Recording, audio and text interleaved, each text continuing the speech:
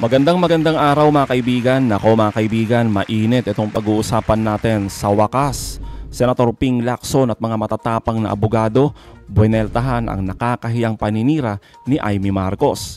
Kasinungalingan ni Marcoleta, dapat nang maparusahan. Mag-asawang Diskaya, campaign donor nga ba ng mga makaduterteng senador? Alam nyo mga kaibigan, grabe talaga yung paninira na ginawa ni Imee Marcos sa ngalan ng politika para lamang sa kanilang interes, lalong-lalo na sa kanyang kaalyado at sa kanilang amo. Tapos dumagdag pa itong si Marcoleta na ang kapal di umano ng pagmumukha na manawagan ng pagbabago at transparency sa harap ng libu-libong kagrupo niya. Pero siya mismo umamin sa kanyang kabulastugan matapos niyang itago sa taong bayan ang kanyang campaign donor na nadidikit kasama ang mag-asawang Diskaya. Kaya naman, bueneltahan na Senator Lacson at mga matatapang na abogado itong mga kabalbalan ng mga nasabing makaduterteng senador na nabuhaw ang plano na patalsikin ang Pangulo, pero lalo namang nagpalubog sa kanilang kampo, lalo na ang kanilang mga amo. Nako, abangan nyo yan ang pag-uusapan natin, pero bagong lahat, pakilike muna ating video, pakishare na din po at subscribe na po kayo sa ating channel. Unahin na po muna natin ito mga kaibigan. Yan, itong matinding buwelta ni attorney sa mga paninira ni Imee na wagas talaga sa kademonyohan na lalo namang nagpalubog sa kanilang poon sa kulungan. Ay, di ba? Anong klase kang kapatid? Nakakahiya yan. Totoo. Nakakahiya. Sagad-sagad na nakakahiya. Di ba? Sabi nga nila, meron nag-text dito sa akin kanina. Talk is cheap. Botox is not. Tandaan natin mga ka-clear. Nung nag-testify ang taga St. Luke's sa House, or rather sa Senate, may nagawa ba si Senator Bato? Wala. Pinatunayan ng mga doktor na negative. At yung test na yon ay totoong naganap. In-explain doon kung paano nila ang kinuhanan. Nasaan si Imee Marcos para pabulaanan ang sinasabi ng mga doktor. Eh, mas mukhang magaling pa siya sa doktor. Hindi ba? Alam naman niya yung kapatid niya, nag-donate ng kidney. Totoo. Sa ginawa niya rito, sa INC rally, may nagtanong sa akin, sino ba talaga ang nag-asal addict? Mga clear. Alam natin, si dating Pangulong Duterte, habang presidente, he even admitted overusing fentanyl because he wanted that cloud-9 feeling. Tinaligsa mo? Yun ang addict? Imee Marcos? Tinaligsa mo ba yun? Hindi. Diba? Kakaiba. Kakaiba si Imee Marcos, mga kaklir. Kakaiba. O, ulitin ko ha. Si dating Pangulong Duterte magnanakaw. Sabi niya, diba? Inamin niya rin yun. Again, he admitted it that he's corrupt. At nagnakaw siya ng malaki sa bayan. Pero ubos na. Still, you have been protecting him. Issue ng confidential funds. Pinoprotektahan mo rin.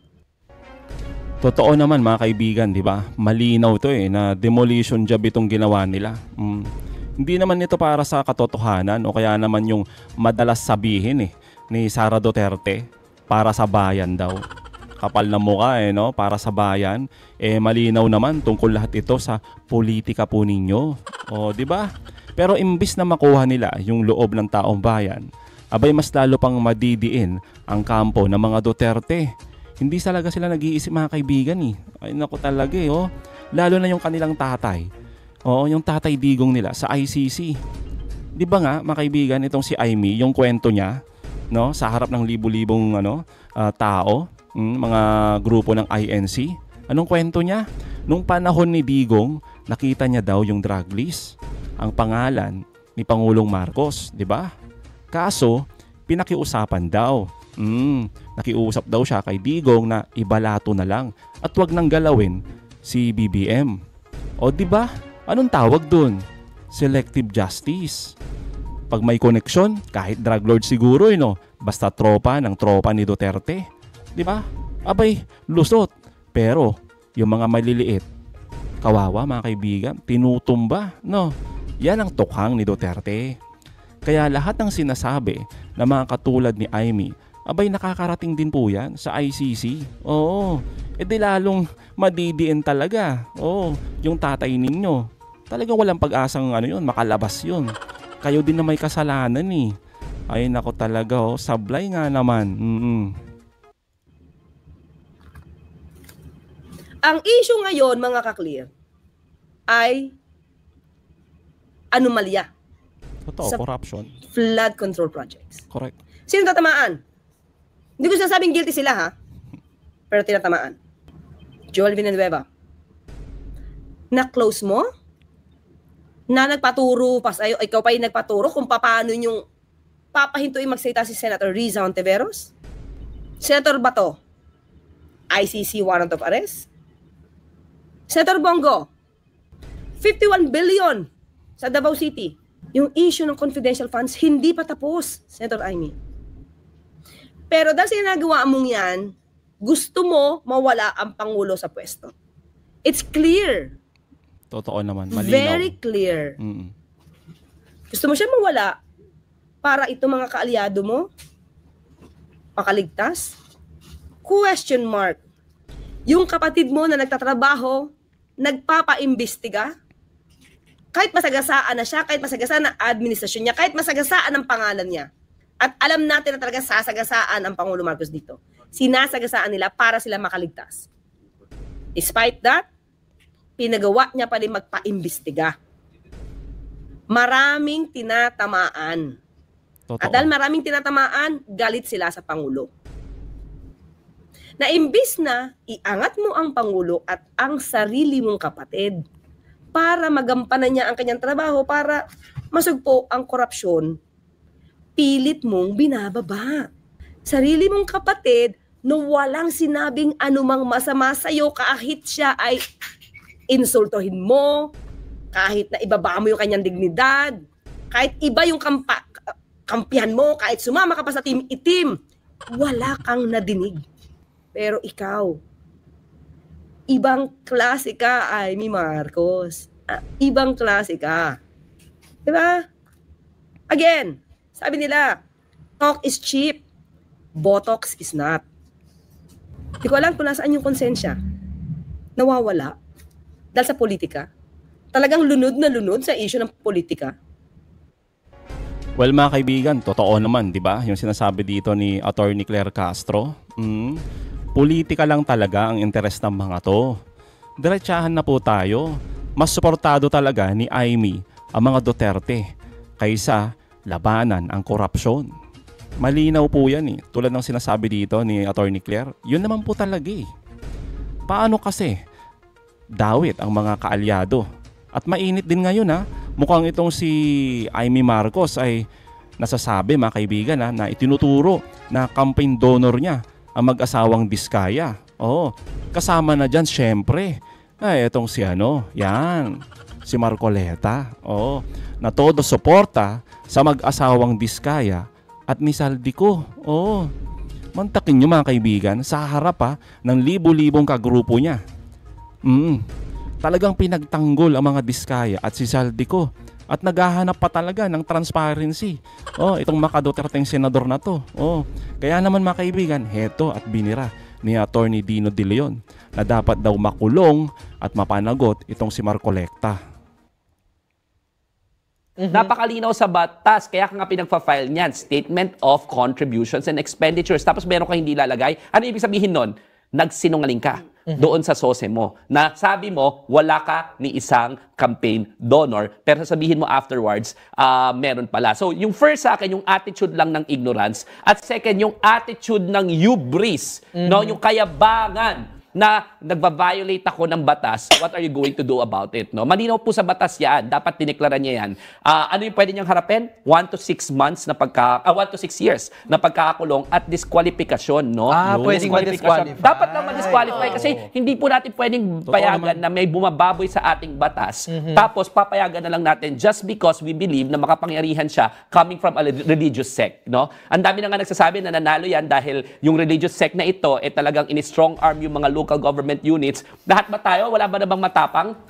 dito sa bansa na ito na i-enforce yung ating mga batas. Dapat yung DOJ dahil nag-violate siya ng revised penal code, dapat yan parusahan. Dapat yung ating COMELEC hindi pwedeng babagal-bagal i-enforce ang ating omnibus election code. Dapat yung ating Korte Suprema, di ba? Yung nagtitingin na dahil abogado siya na nagpo-proclaim na nag-violate ng batas. Dapat nga motu proprio pati yung ethics committee ng Senado kailangan imbestigahan itong si Senator Marcoleta. Tingin mo, donor ba ni Marcoleta si Diskaya? We will never know because he is lying under oath. But he's lying under oath, so how would we know? So paano natin Totoo malalaman naman. ngayon kung ano yung mga natural na dinidepensahan niya dahil meron siyang conflict of interest at meron siyang natural inclination na protektahan ng interest dahil donor niya pala. Now we will never know. He is defeating the very purpose of the law at hinahayaan natin siyang babuyin ang ating sistemang legal. No? So hindi talaga pwede yan. Kailangan maimbestigahan, kailangan makulong, kailangan makatanggal sang-ayon sa batas. Well mga kaibigan, pabor na pabor tayo dyan sa sinasabi ni Attorney Dino De Leon. Totoo naman di ba mga kaibigan, dapat lang talaga maparusahan itong si Senatong Marcoleta. Pag ito kasi pinalusot ng COMELEC, hindi malayo na gagayahin siya ng iba na madali lang palang lokohin ng batas no? Lokohin ng batas, lokohin ng taong bayan, lalo na siguro kung yung amo nila, ang Pangulo. Kaya itong panawagan ni Marcoleta na transparency, matinding kahipokrituhan po yan mga kaibigan, no? Harap-harapan mong sinasabi yan. Sabi nga natin sa mga bumoto dito, sa senador na to, kay Marcoleta, singilin nyo po. Nasaan na yung libreng kuryente na pangako nito? Hindi yung feeling nag-aabogado sa mga diskaya. Tapos, nagmumukhang scriptwriter pa, di ba? Ni Goteza at ni Zaldico. Kaya naman mga kaibigan, yung matinding sagot ni Senator Lacson kay Amy Marcos, parang patama na din dito kay Marcoleta. Pakinggan nyo po ito. Well, alam mo, hindi natin kamag-anak silang dalawa, no? Hindi naman din ako malapit kay Presidente Marcos. Ang masasabi ko lang, medyo napaka-un-Filipino kasi tayo, nakakasaksi tayo ng pag-away na magkakapatid, no? Pero yon nakakonfine sa bahay. Kung hindi man, merong umahantong sa siraan behind the back, pinababalita sa mga kaibigan. Pero yung magsalita ka sa harap ng 600 tao sa luneta, para sa akin, hindi ka tanggap-tanggap bilang isang Pilipino. Hindi tayo ganyan mga Pilipino di ba tayo, masipapano, pagkakapamilya, mag-away man tayo, we keep it to ourselves. Yun lang aking masasabi. Senator Ping, sa karanasan niyo po sa politika, pag umaabot na sa ganitong punto, ano po sa tingin niyo ang possible motive nito? Politika. Wala namang iba Totoo, politika. Kasi wala akong makita motibo Ba't mo sisiraan ang sarili mong kapatid sa harap ng daan-daang libong tao? Wala akong makitang ibang motibo. Masabi na katotohanan, napaka-un-Filipino ng kanyang ginawa kagabi. Sa akin, I can only speak for myself. Mas nakaramdaman ng awa kay President Bongbong Marcos. Totoo naman. At nawalan ako ng bilib kay Senadora Amy sa kanyang ginawa. Pwede niyang gawin, merong ibang forum para dyan Huwag dun sa harap ng 100,000 tao na hayagan mong sisiraan, totoo man o hindi, hindi natin alam kung ano katotohanan. Ang alam lang natin yung mga facts. Huwag mong ihayag sa ganong pagkakataon. Religious gathering pa naman yun. Totoo naman, di ba mga kaibigan, yung sinasabi dito ni Senator Lacson, sa harap pa talaga ng religious group at libu-libong tao ang nandyan. Di ba? Yung ginawa nilang paninira sa ating Pangulo at sa ating gobyerno, ganun na lang ba kadali na lokohin ang taong bayan? Ang karamihan kasi sa mga kababayan nating INC, ang gusto talaga accountability at transparency. Pero yung mga katulad nito, halatang politika. Politika lang. Walang kinalaman dyan ng paghahanap ng katotohanan at paghabol sa mga korap. Kasi nga mismo mga kaibigan, sila at yung mga kaalyado nila ay sangkot sa malawakang korupsyon. Alam nyo po ang totoong problema dito? Yung mga takot. Yan. Yung mga takot ma-expose ang baho nila. At yung mga grupo lang na gustong pabagsakin ang gobyerno ni Marcos. Kasi nga naman, di ba mga kaibigan, kung may malasakit talaga sila, tumulong sila. Pero hindi Mas pinipili nilang mag-ingay. Di ba? Mas pinili nilang manggulo, manira, at maghanda di umano tinatawag nilang backdoor, di ba? Backdoor para kay Sara Duterte. Di po ba? Malinaw naman yan eh. At yung ugali na yan, trapong-trapo talaga. Hindi po serbisyo kundi gusto lang talaga nilang mag-stay dyan sa kanilang pwesto. So mga kaibigan, anong masasabi nyo patungkol dito? Comment down below. Again mga kaibigan, huwag nyo kalimutan, i-like at i-share itong mga videos hanggang sa muli. Kita-kita ulit tayo mga kaibigan.